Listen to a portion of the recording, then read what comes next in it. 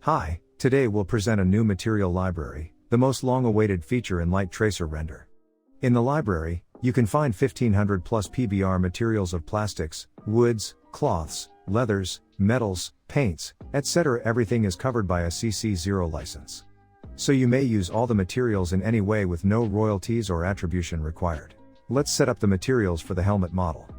We'll start with the face shield. The suitable thin glass material can be found by typing thin in the search box. This is a built-in preset that doesn't need to be downloaded.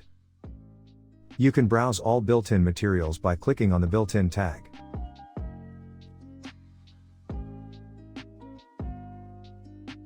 Now, let's filter the presets by the leather tag and choose the appropriate material for straps.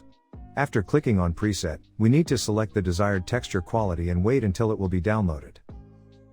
The material can then be applied by dragging.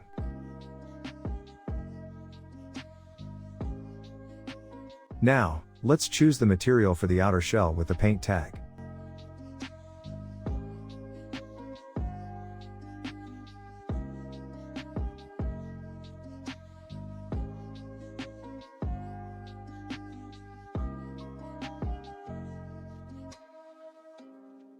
So, we got a nice result with a few clicks.